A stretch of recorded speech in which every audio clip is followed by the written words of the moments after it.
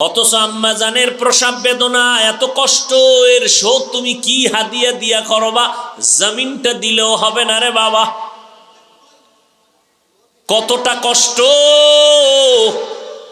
আম্মা জান পাগলনির মতো হয়ে গেছে আবার দুনিয়াতে আসার পরে।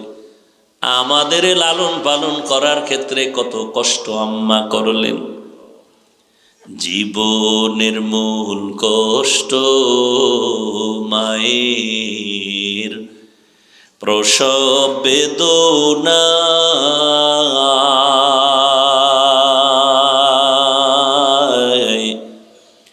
সাত আসমান সাত জমিন তখন মায়েরই মাথায়। জীবনের মূল কষ্ট মায়ের প্রসব বেদনা। সাত আসমান সাত জমিন তখন মায়েরই মাথায়। আমার সুন্দর মুখ দেখে মায়ের, আমার সুন্দর মুখ দেখে মায়ের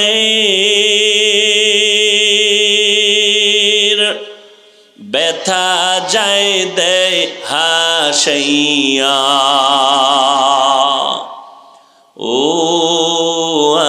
আমার প্রাণের মা, মা গো মা, কোথায় গেলে মোরে ছাড়িয়া? জনম দুঃখী ইয়তীম আমি, চাই না কেহ ফিরিয়া। আমি যখন ছিলাম আমার মায়েরই উদরে,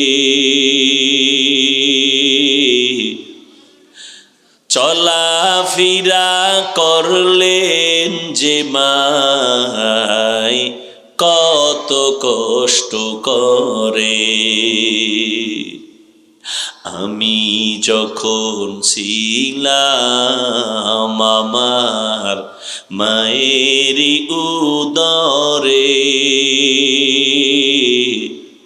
চলাফেরা করলেন যে মায় কত কষ্ট করে। এমন মাকে কেমনে আজি, এমন মাকে কেমনে আজি যাব আমি ভুলিয়া। ও আমার প্রাণের মা, মা গো মা, কোথায় গেলে মোরে ছাড়িয়া? জনম দুঃখী ইয়তীম আমি, চাই না কেহ ফিরিয়া। এরে আল্লাহর বান্দারা, নবী বলেন, ও কন্যাদের বাবা, আল্লাহ কন্যা দিলে শুকর আদায় করিও।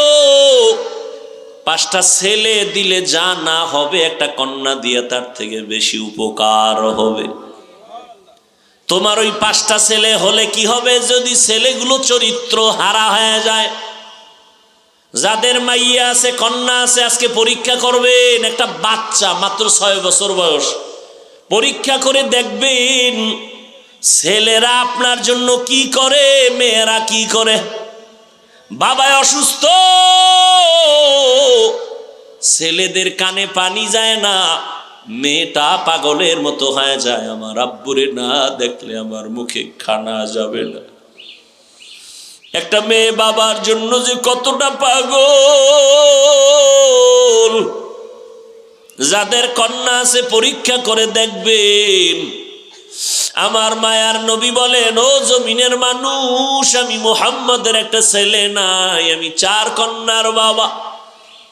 তোমরা যারা কন্যা পেয়েছো শুকর আদায় করিও, যদি একটা কন্যা পাও একটা জান্নাতের মালিক, 2টা কন্যা যদি পাও তুমি 2টা জান্নাতের মালিক হয়ে গেছো। ও আল্লাহর বান্দারা, আল্লাহর নবী এসে নারীদের সম্মান সর্বোচ্চ শিখরে নিয়ে গেলেন। কিয়ামত পর্যন্ত নারীদের অপমান করার আর কোনো রাস্তা নেই। এরে নবীর আশিক, রহমতের নবী আমার এই চরিত্রহীন মানুষগুলোকে মাত্র 13 বছরের ব্যবধানে স্বর্ণের মানুষ বানায় দিলেন। আল্লাহ জিব্রাইলের পাঠায় বলে, যাও লিস্টি নিয়ে নবীর হাতে দেও, এই লিস্টির মধ্যে যাদের নাম আছে নবী যেন ঘোষণা করে দেয়, এই লিস্টির নাম যাদের আছে সব বিনা হিসাবে জান্নাতি। চরিত্রহীন মানুষগুলোকে নবী মাত্র 13 বছরের ব্যবধানে স্বর্ণের মানুষ বানায় দিলেন। এমন তারা দামি যে কিয়ামত পর্যন্ত আনেওয়ালা উম্মতের জন্য এরা হলো উম্মতের ঈমানের আদর্শের মাপকাঠি। আমিনু কামা আমানান নাস। তোমাদের ঈমান সঠিক না বেঠিক, সাহাবীদের ঈমানের স্কেল লাগাইয়া তারপরে মাপ দাও। কত দাম, কিন্তু অল্প টাইম, মাত্র 13 বছর মক্কার মানুষগুলোকে নবী লাইনে নিয়ে আসলেন। একটা গালিও দেন না, একটা মিথ্যাও বলেন না, চোখ গরম করে তাকান নাই, গালির জবাব দেন নাই। ওই রহমতের নবীর আদর্শের মালাটা গলায় লাগাও রে যুবক। তোমার মতো যুবক স্কুল কলেজে পড়িয়াও তো তাকায় দেখো, অনেক আল্লাহর বান্দা আছে জীবনে মাদ্রাসায় পড়ে নাই, জেনারেল লাইনে পড়ে, কিন্তু এক বেলার নামাজও তারা বাদ দেয় না। কি নাই? তোমার বিবেকটাকে জিজ্ঞাসা করো, তুমি কেন পারো না রে বাবা? তোমরা কেন নামাজ পড়ো না? তাবলিগলারা তোমাদের পেছনে দৌড়ায়, পীর সাহেবরা দৌড়ায়, বক্তারা দৌড়ায়, কুত্তার মতো দৌড়ায়, এত মেহনত করে, পাও ধইরা বুঝায় নামাজ পড়ো, কেন পড়ো না? কোরআন কি মিথ্যা মনে করেছো? তাহলে একটা প্রমাণ বের করে দাও। এখন দাড়িটা কেটে ফেলবো, প্যান্ট শার্টটাই লাগায়া আল্লাহর বিরুদ্ধে রাস্তায় স্লোগান দিব, একটা ভুল পারলে কোরআন থেকে বের করে দাও। আর যদি বলো না সঠিক, কোনো ভুল নাই, তাহলে পায়ে হাত রেখে বলছি, যদি বলো নিচে নেমে পাও ধরলে তুমি রাজি হবা নবীর আদর্শ মানতে, বলো আমি নিচে নেমে আসি, পাও ধরে বলি। আর নবীরে কাদায়ও না, মা বাবার দোয়া নিয়া পেছনে যত অপরাধ করেছো তওবা করে আগাও, আল্লাহর কাছে তওবা করো, মনে মনে বলো, হে আল্লাহ জীবনে কত অন্যায় করেছি, আজ থেকে আর কোনোদিন মা বাবারে কষ্ট দিয়া বরদোয়া নিব না। সারা দুনিয়ার মানুষের ব্রেনকে আল্লাহ পাক পরিষ্কার করে দিলেন। আমি এমন একজন রসুল প্রেরণ করেছি যার পুরা শুরু শেষ রহমত আর রহমত। রহমতের চাদরে নবী আবৃত, জগৎ সমূহের জন্য নবী রহমত। অনেকে তর্জমা করে উভয় জগতের জন্য নবী রহমত। উভয় জগৎ মানে দুনিয়ার জগৎ আর আখেরাতের জগৎ, পরকাল জগৎ। আমি তর্জমা করলাম জগৎ সমূহের জন্য রহমত। কারণ জগৎ তো 2টা না, রূহের একটা জগৎ আলাদা, মায়ের গর্ভের জগৎ একটা আলাদা, দুনিয়ার জগৎ একটা আলাদা, আলমে বরজাক কবর জগৎ আলাদা, হাসরের ময়দানের জগৎ আলাদা, জান্নাত ও জাহান্নামের ভেতরের জগৎ আলাদা। আল্লাহ বলেন, হে নবী জগৎ সমূহের জন্য আমি আপনাকে বানাইলাম রহমাতুল লিল আলামিন, আমি আল্লাহ হলাম রব্বুল আলামিন। রূহের জগতের জন্য নবী রহমত, মায়ের গর্ভের জগতের জন্য নবী রহমত, দুনিয়ার জগতের জন্য নবী রহমত, কবর জগতের জন্য নবী আমার রহমত, হাসরের ময়দানের জন্য নবী আমার আলাদা রহমত, জান্নাত ও জাহান্নামের জগতের জন্য আমার নবী আলাদা রহমত, রূহের জগতের জন্য নবী কিভাবে রহমত, ভিন্ন আলোচনা। কবর জগতের জন্য নবী কেমন রহমত, ভিন্ন আলোচনা। হাসরের ময়দানের জন্য নবী কেমন রহমত, ভিন্ন আলোচনা। দুনিয়ার জগতের জন্য নবী রহমত। এই বিষয়ে কিছু আলোচনা শুনায় গেলাম, যাইতেছি। রহমতের নবীকে আমার আল্লাহ এমন এক জমিনের মধ্যে পাঠাইলেন, যেই জমিনের মানুষ তদানীন্তন সময় ছিল চূড়ান্ত চরিত্রহীন, খারাপ। ওই জমিনের নাম মক্কা নগরী। যাদের মতো চরিত্রহীন খারাপ এই জমিনে আর কোথাও ছিল না, এতটাই খারাপ ছিল ওই মানুষ। বর্ণনাও করা লজ্জার ব্যাপার, যারা কতটাই খারাপ ছিল। দেখছেননি কতটা নিকৃষ্ট চরিত্রহীন খারাপ, হ্যাঁ? আর সেই জায়গায় পাঠাইছেন পৃথিবীর শ্রেষ্ঠ পবিত্র ব্যক্তি রহমতুল্লিল আলামিনকে। আপনি চিন্তা করতে পারেন, এক জায়গায় গাঞ্জার আড্ডা চলতেছে, মদের আড্ডা চলতেছে, বা বেশ্যাখানা, পতিতালয়, সেখানে কিছু দ্বীনের আলো জ্বালানোর যদি প্রয়োজন মনে করেন, তাহলে উল্লেখযোগ্য বড় হুজুরেরা সেখানে আগে যাবে না, ছোটখাটো কিছু লোক পাঠাবে, এই যাও। ও আল্লাহর ওলি হইয়া গেলে এটা কেমন দেখা যায়, ঠিক না? আবার আপনারাও বলবেন এটা কেমন কথা, বেশ্যা পাড়ায় বড় ফিসা হুজুরে গেছে, এটা কেমন হইল? আর এরকম তো কম বলেন নাই। আলেমের বদনাম গাইতে আপনাদের বুক কাঁপে না।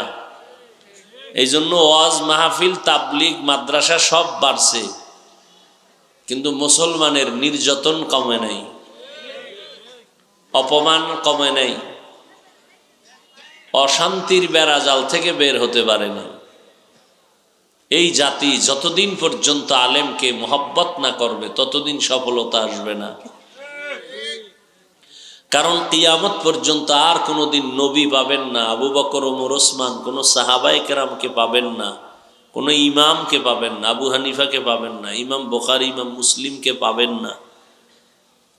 কিয়ামত পর্যন্ত জান্নাতের ঠিকানায় চলতে হলে এক পথ, এক ঠিকানা, উলামায়ে আহলে হকের সোহবত।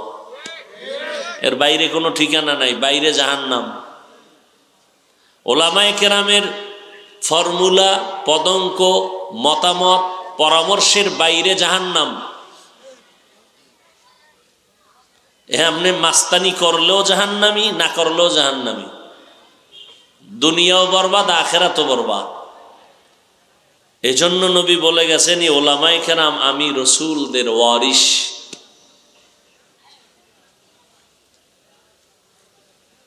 রহমতের নবীকে পাঠালেন মক্কা নগরীতে, চূড়ান্ত এক খারাপ নগরী, খারাপ চরিত্র মানুষ।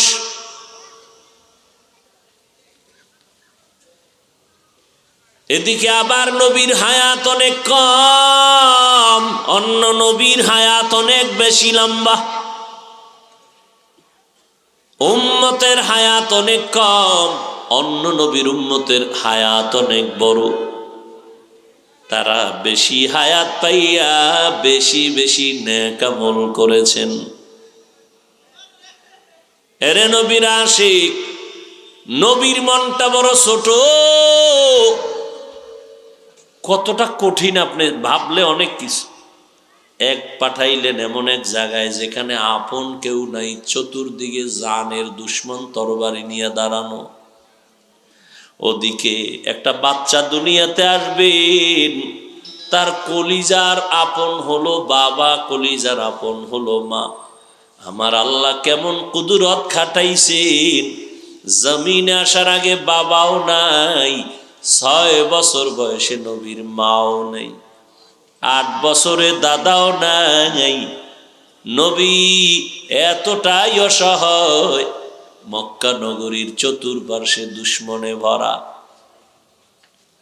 সান্ত্বনা দেওয়ার মতো কেউ নাই, সব দুশ্মন, ঘরে বাইরে দুশ্মনে ভরা। আল্লাহ বলেন, ও নবী মন খারাপ করবেন না, আমি কোরআন হেফাজতের জিম্মাদারি যেমন নিয়েছি, আপনাকেও হেফাজতের জিম্মাদারি নিয়েছি। ওয়াল্লাহু ইয়াসিমুকা মিনান নাস,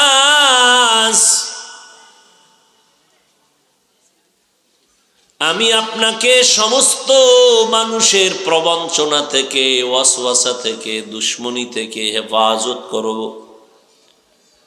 কোরআন হেফাজতের জিম্মাদারি আমি যেমন নিয়েছি, আপনাকেও হেফাজতের জিম্মা নিয়েছি। আমি আপনাকে রহমাতুল লিল আলামিন করে পাঠাইলাম। আমি হলাম রব্বুল আলামিন, আপনি হলেন রহমাতুল লিল আলামিন। আপনারে আমি কোনো দিক দিয়ে কম দেই নাই, কোনো দিক থেকে কম দেই নাই।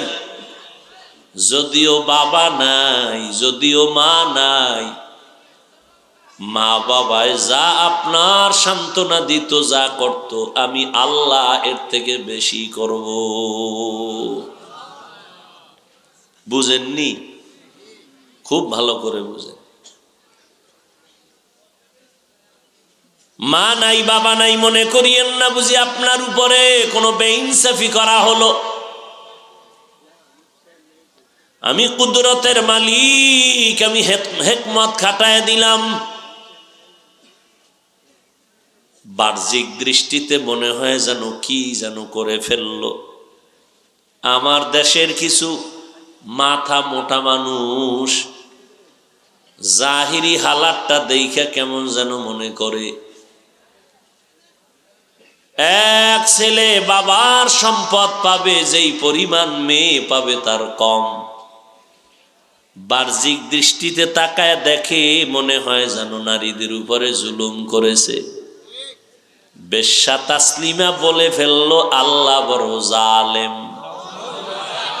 আরো জোরে বলেন। ও তো মূর্খের বাচ্চা না, তো এমবিবিএস ডাক্তার। কিন্তু ডাক্তার হলে কি হবে, তার চরিত্রটা পশুর থেকেও খারাপ। ঠিক নেই? বর্তমান আন্তর্জাতিক চক্রান্ত এভাবেই চলতেছে। ডাক্তার হবে, চরিত্র থাকবে পশুর মতো। ইঞ্জিনিয়ার হবে, চরিত্রটা থাকবে হিংস্র প্রাণীদের মতো। এই অপকৌশল করার জন্য আন্তর্জাতিক চক্রান্ত কাজ করে যাচ্ছে। ডিসি সাহেব চেয়ারে বসে কোরআন পড়ে। ও ডিসি সাহেব, আপনি আবার ডিসি হইয়া কি কোরআন শিখছেন? কয় না। তো কোরআন শিখলেন কই? ওই যে মক্তবে আব্বা আম্মা পাঠায় কোরআন শিখাইছেন। কিন্তু আজ তাকায় দেখেন বাংলাদেশে মক্তবের আওয়াজ নাই। কোন বেঈমান এসে বলে নাই মক্তব বন্ধ কর। এমন অপকৌশল অবলম্বন করেছে যে এমনি অটোমেটিক মক্তব বন্ধ হয়ে গেছে। ফজরের আজান দিতে সজাগ হয় মুয়াজ্জিন, আর আম্মাজান ঘরেও সজাগ হয় আজান দেওয়ার জন্য না, বাচ্চাটাকে কেজিতে পাঠাবার জন্য। ঠিক নেই? जिंदगी में बंदगी तू करना है, जिंदगी में बंदगी तू करना है, जिंदगी बे बंद जिंदगी शर्मिंदा है, जिंदगी बे बंदगी शर्मिंदा है। दुनिया में हो दुनिया का तलबगार न हो,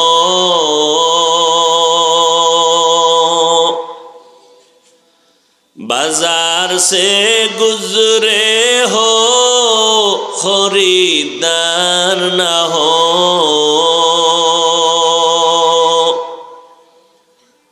दुनिया में हो दुनिया का तलबगार न हो,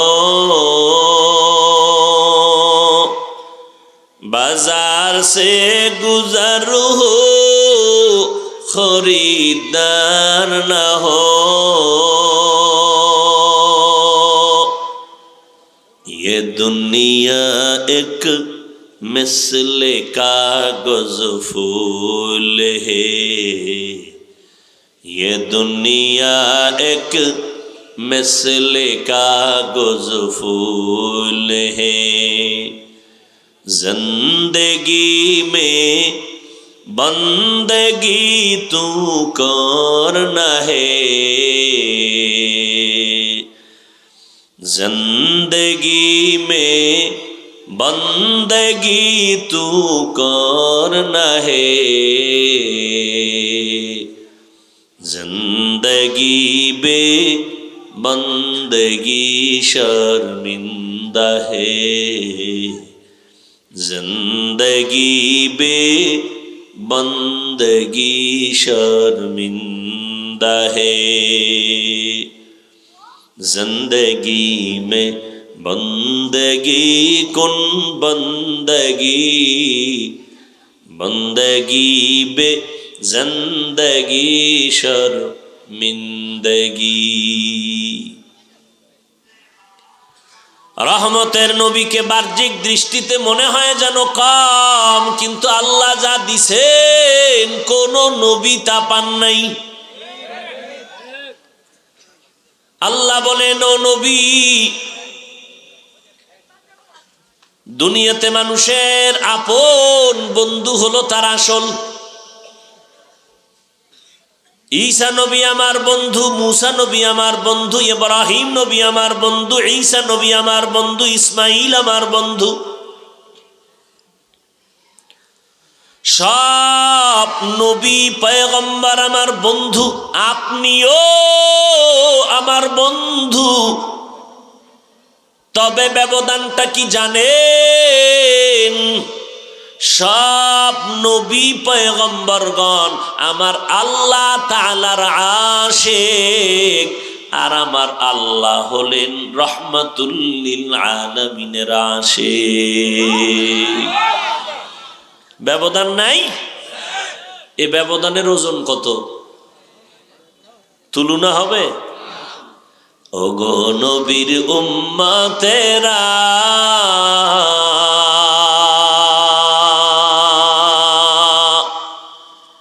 হয়ে আজি দিশাহারা,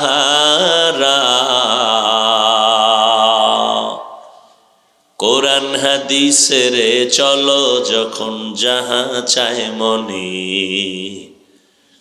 নবী বিনে কে তারাবে ফুলসিরাত মিজানে, নবী বিনে কে তারাবে ফুলসিরাত মিজানে। এর নবীর আশিক উম্মতের দল, আমাদের হায়াত কম, আমাদের নবীরও হায়াত অন্য নবীদের তুলনায় অনেক কম, কিন্তু বরকত অনেক বেশি। আল্লাহ বলেন, ও পয়গম্বর, এত বরকত আমি দান করব আপনাকে, আপনি খুশি হয়ে যাবেন। অন্য নবীদের হায়াত আর উম্মতের হায়াত অনেক বেশি, বেশি বেশি তারা নেক আমল করেছে, শত শত বছর, হাজার বছর আমল করেছে। আল্লাহ কয়, নবী, আমি আপনার কেমন আশিক, আমি অন্য কাউকে দেই নাই, আপনারে যা দিয়েছি শুনতে থাকেন। অন্য নবীর উম্মতেরা 1000 মাস লাগাতার ইবাদত করে যা সওয়াব পাবে, আমি আপনার উম্মতের এক রাতের মধ্যে তা দান করব। অন্য নবীর উম্মতেরা লাগাতার 1000 মাস ইবাদত করে যা পাবে, আপনার উম্মতেরা এক রাতে ইবাদত করলে তার থেকে বেশি পাবে। জানেননি ওই রাত্রটা কোনটা? কোন রাত? লাইলাতুল কদর, কোরআন নাজিলের রাত। ও নবী, আপনি জানেন অন্য নবীর উম্মত নবী যে কোনো জায়গায় সিজদা দিলে কবুল হয় না, আমি আপনার উম্মতের সুযোগ দিলাম, আপনারে এতটাই মোহব্বত করি, পুরা জমিনটা আমি আপনার বরকতে উম্মতের জন্য জায়নামাজ বানায় দিলাম। যেখানে সিজদা দিবে সেখানেই আমি কবুল করে ফেলবো। তার মানে কবরে দিলেও কবুল, বটগাছেরে দিলেও কবুল, পাথরেরে দিলেও কবুল। ও মুসলমান, তোমার আকল এত নষ্ট কেন? তোমার এত দাম, এত মূল্য?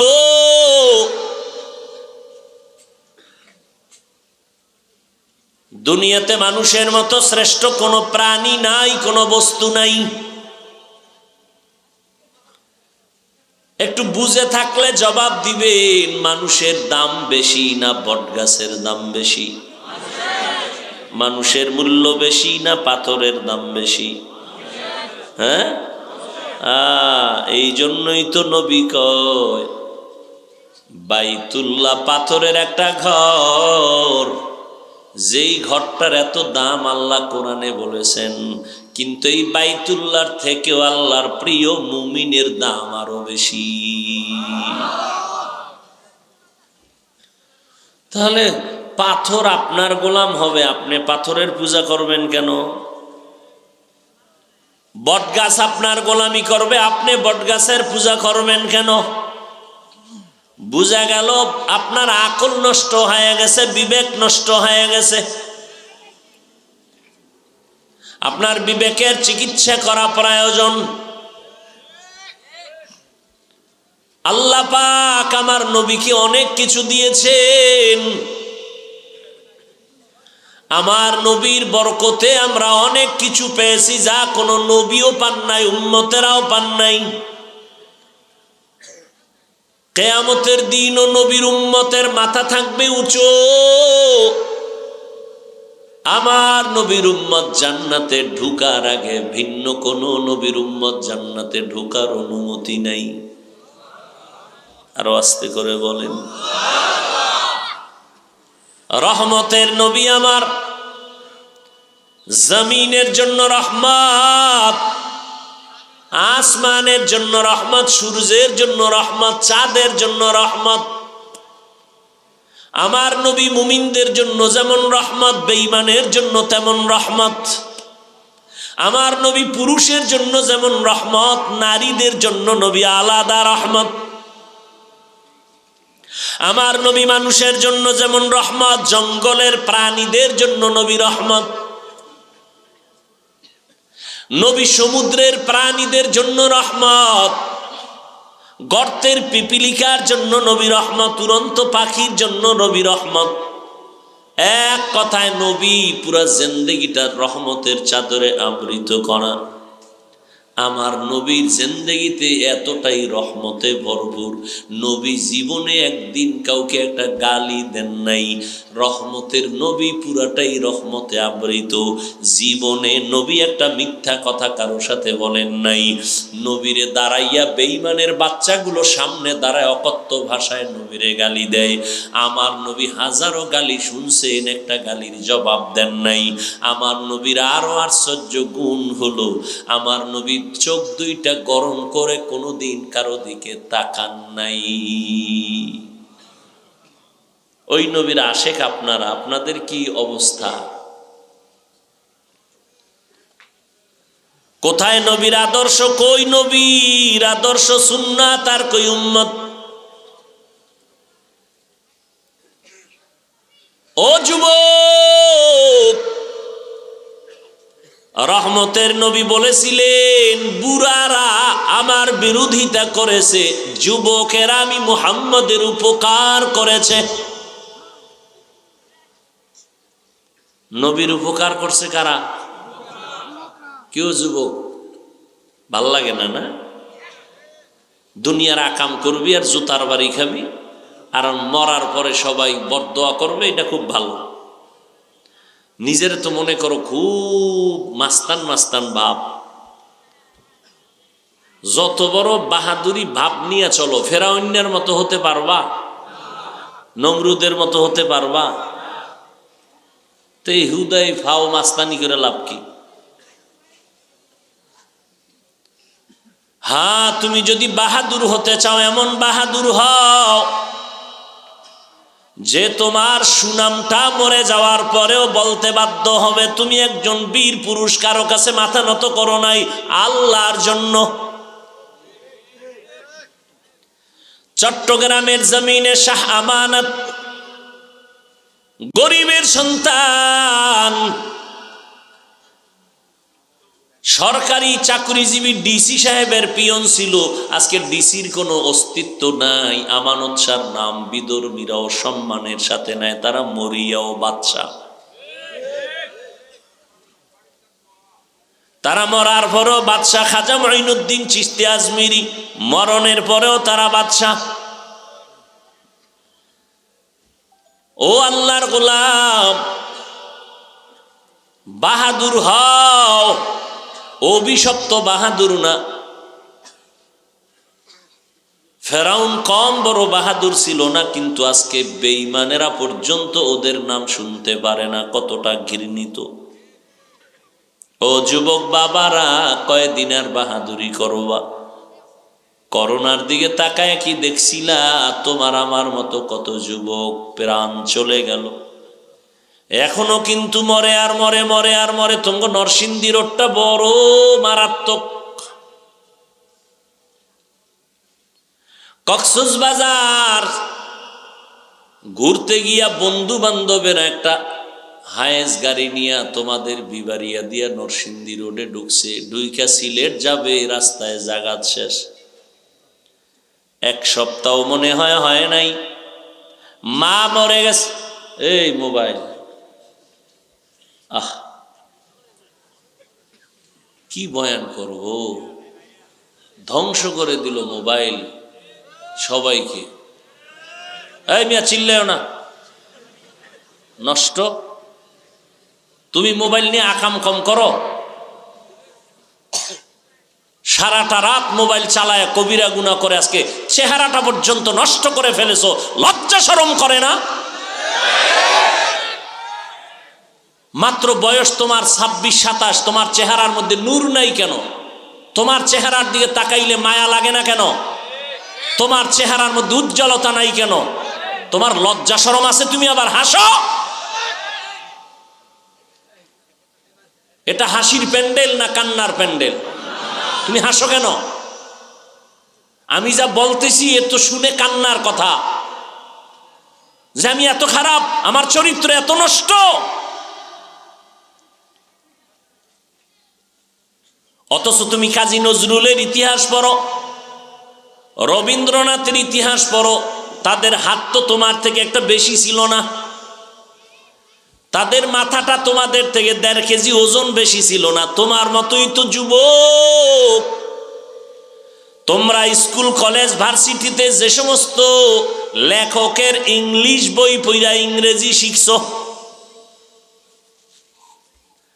যেই সমস্ত লেখকের অঙ্ক বই পড়ে তোমরা অঙ্ক শিখলা, ওই আল্লাহর বান্দাদের কপাল কত ভালো যে তাদের লেখা বই সব ছেলে মেয়েরা বুকে লাগায় পড়ে, অথচ তাদের ঠিকানাও জানে না, পরিচয় নাই। তুমি মরিয়া গেলে জাতি কি তোমারে নিয়ে স্মরণ করে বুকে লাগাবে? এমন কি করেছো বলো?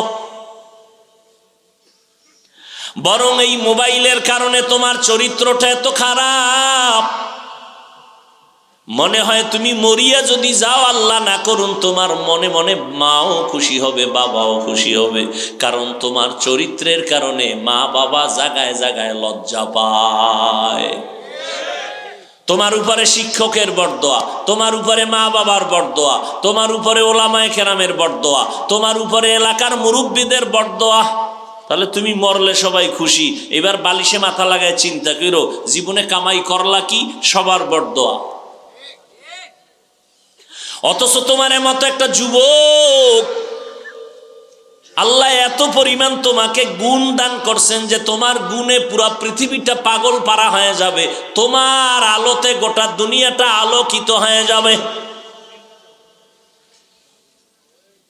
তুমি যুবকের মেধা দিয়া গোটা দুনিয়াটাকে নিয়ন্ত্রণ করতে পারবা, সেই মেধা আল্লাহ তোমারে দান করছেন।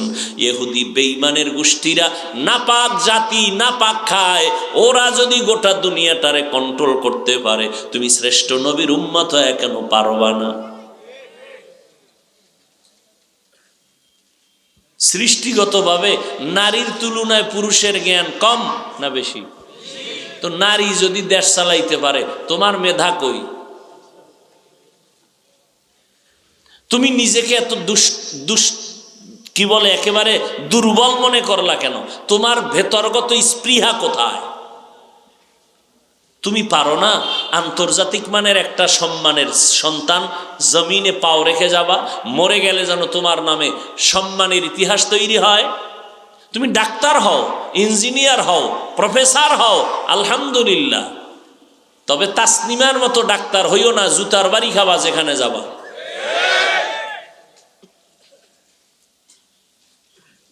তোমার মধ্যে কি দুর্বলতা বলো তো? কি অভাব? কি তোমার কিসের অভাব?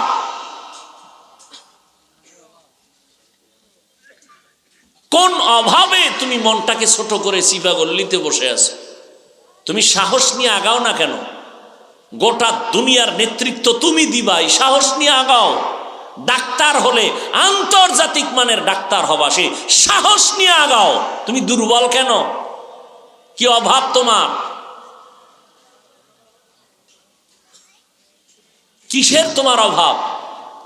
তুমি মোবাইল চালাও, গুগলের মধ্যে ঢুকে সৌরজগৎ কেমনে আল্লাহ বানাইছেন গবেষণা করো। মানুষের দেহটা আল্লাহ কেমনে বানাইছেন গবেষণা করো। মোবাইল থেকে কিছু নেও, জ্ঞান অর্জন করো। আকাম করো কেন? কবিরা গুনাহ করো কেন?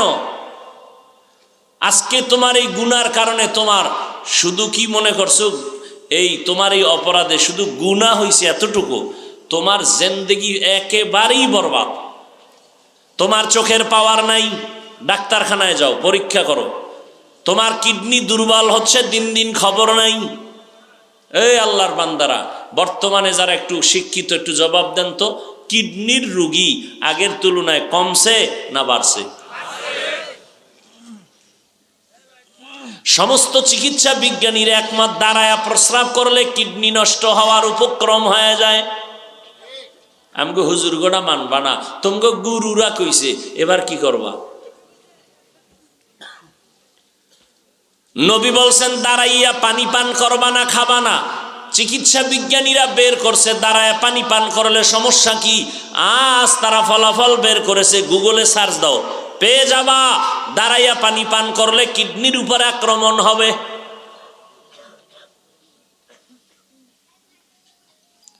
ও যুবক, আমি যে এতক্ষণ তোমাদের চিল্লায় বলতেছি, একবারও কিন্তু বলি নাই স্কুল ছেড়ে দাও, কলেজ ছেড়ে দাও, আমগো মতো হুজুর হয়ে যাও, একবারও বাধ্য করে বলি নাই।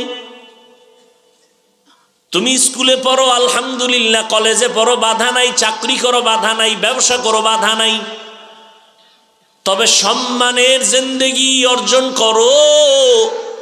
মরে গেলেও যেন সবাই দোয়া করে, সম্মান করে। আর এই সম্মানের জীবনটা বড় দামি জীবন, এইটা যদি অর্জন করতে চাও দুইটা পুঁজি লাগবে, না হয় আল্লাহর কসম কোনোদিন সম্ভব না। কটা লাগবে? গুগলে সার্চ দিয়াও পাবা। তারপর আমি বলে গেলাম আমি তোমার কলিজার আপন হয়ে বলে গেলাম, দুনিয়াতে তোমার আপন কেউ নাই, কেউ নাই, কেউ নাই, সব স্বার্থপর। স্বার্থে আঘাত লাগছে, মোবাইলের নাম্বার নাই, ডিলেট। একমাত্র তোমাদের কলিজার আপন বর্তমানে ওলামায়ে কেরাম, আর কেউ না। আর সব স্বার্থপর। স্বার্থে আঘাত লাগবে, তোমার ডিলেট মানে কি নাম্বার ডিলেট না, তোমার কল্লা দেহ থেকে ডিলেট করে দিবে।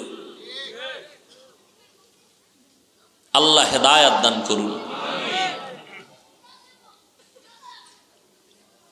দুই পুঁজি লাগবে সম্মানের জিন্দেগি যদি চাও, ডাক্তার হইয়াও যদি সম্মানের সিঁড়িতে বসতে চাও, দুই পুঁজি লাগবে, না হয় কপালে খারাপই আছে। ওই দুইটা পুঁজির এক নাম্বার পুঁজির নাম হলো শারীরিক সুস্থতা, দ্বিতীয় পুঁজির নাম হলো চরিত্র সুন্দর। তোমার চরিত্র অনেক সুন্দর কিন্তু অসুস্থ, কোন জায়গায় তোমার চাকরি হবে না, কোন প্রতিষ্ঠান তোমাকে রাখবে না, কারণ তুমি সপ্তাহে সপ্তাহ অসুস্থ। ঘরের বিছানায় পড়ে থাকলে তোমার আপনজনেরাও মনে মনে ঘৃণা করবে, মরে না কেন? বুঝে আসেনি কথাগুলো? আবার তুমি ফুল সুস্থ কিন্তু চরিত্র খারাপ, সম্মানের জায়গা আছে কোথাও? হ্যাঁ, কোথাও তোমার সম্মান হবে না। আর আল্লাহর কুদরত, আজকে তোমার সুস্থতার মতো জিনিসটাকে নষ্ট করতেছো মোবাইল চাইয়া, চরিত্রটাও নষ্ট করতেছো সারা রাত মোবাইল চালাইয়া। ও বাবা, মোবাইল তো আমিও চালাই, এই গজব থেকে বাঁচার উপায় তো কারো নাই।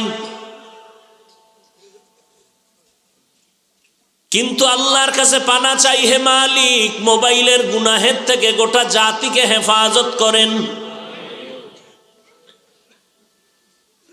ইউটিউবে ঢুকো,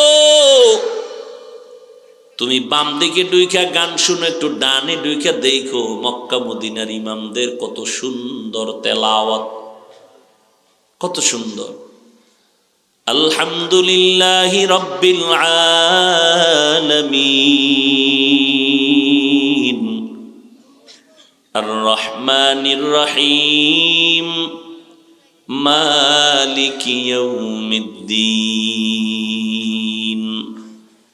ইয়্যাকা না'বুদু ওয়া ইয়্যাকা নাস্তাঈন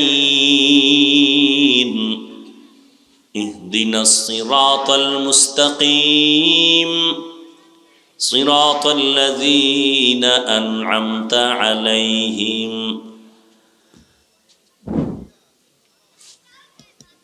হ্যালো,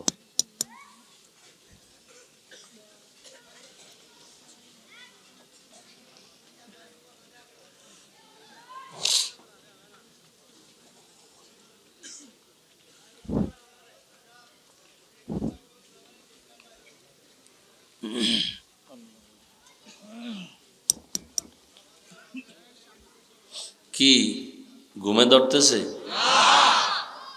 বাঙালির রাতে কোনো ঘুম আছে? যদি কেউ কয় আমি ঘুমাবো, তাজা মিথ্যাবাদী। বউয়ের হক আদায় করবে না, সন্তানের হক আদায় না করলো অন্তত রাতের অংশটা মোবাইলের হক আদায় করে ফেলে। এই ক্ষেত্রে কোনো খেয়ানত করে না, মোবাইলের হক আদায়। মোবাইল যদি বলে আমার হকটা আদায় করছুনি, বলে যথার্থ, কোনো টেনশন নেই। এরে আল্লাহর বান্দারা, রহমতের নবী আমার মক্কা নগরীতে আসছেন এমন এক সময় মানুষগুলো চরিত্রহীন, চূড়ান্ত খারাপ, কন্যাদের পছন্দ করে না। কেমন খারাপ যে আপন বাবা হইয়া আপন কন্যাটারে পাথর চাপা দিয়ে মেরে ফেলে। পাথর চাপা দেয়, পাথরের ভেতর থেকে আব্বু আব্বু ডাক আসতেছে, বাবায় শুনতেছে, তারপরও মারে। বর্তমানেও কিছু কুলাঙ্গারের বাচ্চা আছে এই জমিনে, বর্তমানে কিছু কুলাঙ্গার, এরা কন্যা পছন্দ করে না। যদি কন্যা হয় রাগ করে বউয়ের সাথে কথাই বলে না। আছে না নাই? অথচ সৃষ্টির শ্রেষ্ঠ নবী আমার, তিনি বলেন আমি মুহাম্মদের একটা ছেলে নাই, আমি 4 কন্যার বাবা। আল্লাহ কয় বউ তোরে কন্যা দেয় না, বউয়ের সাথে রাগ করলি কেন? বরং বউ তোর আমানতটা যে বহন করছে, কত রাত ঘুমাইতে পারে নাই, খাইতে পারে নাই, বাচ্চা পেটে নিয়া, ঠিক নি? প্রসব বেদনায় কান্নার আওয়াজ, এতটা জীবনে আমার আম্মা জানের আওয়াজ বাইরে শুনে না। কিন্তু আমি যেদিন দুনিয়াতে আসব, আম্মা জানের এমন চিৎকার পাশের বাড়ির মানুষ ঘুমাইতে পারে নাই, এমন কান্নার আওয়াজ। আমার আব্বা জানের গোপনে ডাইকা বলছে, স্বামী আমারে মাফ করে দেও, আমি বোধহয় আর বাঁচব না, মরে যাব। ও আল্লাহর বান্দারা, স্ত্রীকে পুরস্কার দেওয়া দরকার যে তুমি আমার আমানতটা বহন করছো, কত কষ্ট করেছো, পুরস্কার নাও। কত বড় নিমখারাম সন্তান মেয়ে হলো কেন, ছেলে দিলি না কেন, রাগ করে, কত বড় মূর্খ। অথচ আম্মা জানের প্রসব বেদনা এত কষ্ট, এর শোধ তুমি কি হাদিয়া দিয়া করবা? জমিনটা দিলেও হবে না রে বাবা। কতটা কষ্ট, আম্মাজান পাগলনির মতো হয়ে গেছে। আবার দুনিয়াতে আসার পরে আমাদের লালন পালন করার ক্ষেত্রে কত কষ্ট আম্মা করলেন।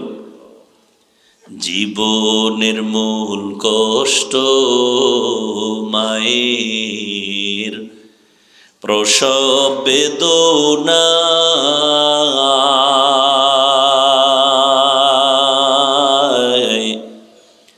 7 আসমান 7 জমিন তখন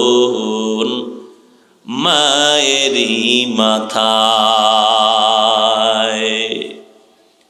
জীবনের মূল কষ্ট মায়ের প্রসব বেদনা, 7 আসমান 7 জমিন তখন মায়েরই মাথায়। আমার সুন্দর মুখ দেখে মায়ের,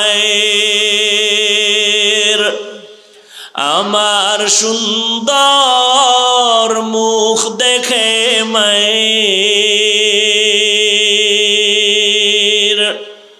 ব্যথা যায় দেয় হাসাইয়া। ও আমার প্রাণের মা, মা গো মা, কোথায় গেলে মোরে ছাড়িয়া? জনম দুঃখী ইয়তীম আমি, চাই না কেহ ফিরিয়া। আমি যখন ছিলাম আমার মায়েরই উদরে,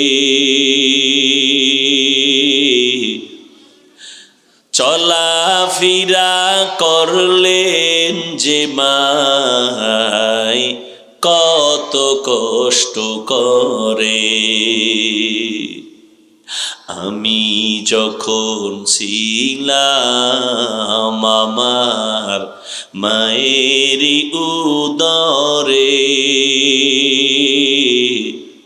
চলাফেরা করলেন যে মায়, কত কষ্ট করে। এমন মাকে কেমনে আজি, এমন মাকে কেমনে আজি যাব আমি ভুলিয়া। ও আমার প্রাণের মা, মা গো মা, কোথায় গেলে মোরে ছাড়িয়া? জনম দুঃখী ইয়াতীম আমি, চাই না কেহ ফিরিয়া। এরে আল্লাহর বান্দারা,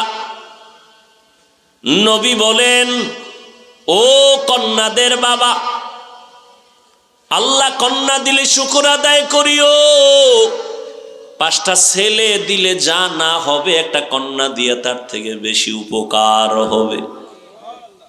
তোমার ওই 5টা ছেলে হলে কি হবে? যদি ছেলেগুলো চরিত্র হারা হয়ে যায়। যাদের মাইয়া আছে, কন্যা আছে, আজকে পরীক্ষা করবেন। একটা বাচ্চা মাত্র 6 বছর বয়স, পরীক্ষা করে দেখবেন ছেলেরা আপনার জন্য কি করে, মেয়েরা কি করে। বাবায় অসুস্থ, ছেলেদের কানে পানি যায় না, মেয়েটা পাগলের মতো হয়ে যায়, আমার আব্বুরে না দেখলে আমার মুখে খানা যাবে না। একটা মেয়ে বাবার জন্য যে কতটা পাগল। যাদের কন্যা আছে পরীক্ষা করে দেখবেন। আমার মায়ার নবী বলেন, ও জমিনের মানুষ, আমি মুহাম্মদের একটা ছেলে নাই, আমি 4 কন্যার বাবা। তোমরা যারা কন্যা পেয়েছো শুকর আদায় করিও। যদি একটা কন্যা পাও, একটা জান্নাতের মালিক। 2টা কন্যা যদি পাও, তুমি 2টা জান্নাতের মালিক হয়ে গেছো। ও আল্লাহর বান্দারা, আল্লাহর নবী এসে নারীদের সম্মান সর্বোচ্চ শিখরে নিয়ে গেলেন। কিয়ামত পর্যন্ত নারীদের অপমান করার আর কোনো রাস্তা নেই। এরে নবীরা আশিক, রহমতের নবী আমার এই চরিত্রহীন মানুষগুলোকে মাত্র 13 বছরের ব্যবধানে স্বর্ণের মানুষ বানায় দিলেন। আল্লাহ জিব্রাইলের পাঠায় বলে, যাও লিস্টি নিয়ে নবীর হাতে দেও। এই লিস্টির মধ্যে যাদের নাম আছে, নবী যেন ঘোষণা করে দেয় এই লিস্টির নাম যাদের আছে সব বিনা হিসাবে জান্নাতি। চরিত্রহীন মানুষগুলোকে নবী মাত্র 13 বছরের ব্যবধানে স্বর্ণের মানুষ বানায় দিলেন। এমন তারা দামি যে কিয়ামত পর্যন্ত আনেওয়ালা উম্মতের জন্য এরা হলো উম্মতের ঈমানের আদর্শের মাপকাঠি। আমিনু কামা আমানান নাস। তোমাদের ঈমান সঠিক না বেঠিক, সাহাবীদের ঈমানের স্কেল লাগাইয়া তারপরে মাপ দাও। কত দাম, কিন্তু অল্প টাইম, মাত্র 13 বছর। মক্কার মানুষগুলোকে নবী লাইনে নিয়ে আসলেন। একটা গালিও দেন না, একটা মিথ্যাও বলেন না, চোখ গরম করে তাকান নাই, গালির জবাব দেন নাই। ওই রহমতের নবীর আদর্শের মালাটা গলায় লাগাও রে যুবক। তোমার মতো যুবক স্কুল কলেজে পড়িয়াও তো তাকায় দেখো, অনেক আল্লাহর বান্দা আছে জীবনে মাদ্রাসায় পড়ে নাই, জেনারেল লাইনে পড়ে, কিন্তু এক বেলার নামাজও তারা বাদ দেয় না। কি নাই? তোমার বিবেকটাকে জিজ্ঞাসা করো, তুমি কেন পারো না রে বাবা? তোমরা কেন নামাজ পড়ো না? তাবলিগলারা তোমাদের পেছনে দৌড়ায়, পীর সাহেবরা দৌড়ায়, বক্তারা দৌড়ায়, কুত্তার মতো দৌড়ায়, এত মেহনত করে, পাও ধইরা বুঝায় নামাজ পড়ো, কেন পড়ো না? কোরআন কি মিথ্যা মনে করেছো? তাহলে একটা প্রমাণ বের করে দাও। এখন দাড়িটা কেটে ফেলবো, প্যান্ট শার্টটাই লাগায়া আল্লাহর বিরুদ্ধে রাস্তায় স্লোগান দিব, একটা ভুল পারলে কোরআন থেকে বের করে দাও। আর যদি বলো না সঠিক, কোনো ভুল নাই, তাহলে পায়ে হাত রেখে বলছি, যদি বলো নিচে নেমে পাও ধরলে তুমি রাজি হবা নবীর আদর্শ মানতে, বলো আমি নিচে নেমে আসি, পাও ধরে বলি। আর নবীরে কাদায়ও না, মা বাবার দোয়া নিয়া পেছনে যত অপরাধ করেছো তওবা করে আগাও, আল্লাহর কাছে তওবা করো, মনে মনে বলো, হে আল্লাহ, জীবনে কত অন্যায় করেছি, আজ থেকে আর কোনোদিন মা বাবারে কষ্ট দিয়া বরদোয়া নিব না। উলামায়ে কেরামের পরামর্শ নিয়া নবীর তরিকা অনুযায়ী জীবন চালাবো। চাকরি ব্যবসা যাই করো, নবীর মোহাব্বতে 5 বেলার নামাজ আল্লাহর জন্য পড়িও রে বাবা। আল্লাহর মোহাব্বত নিয়ে চলবা।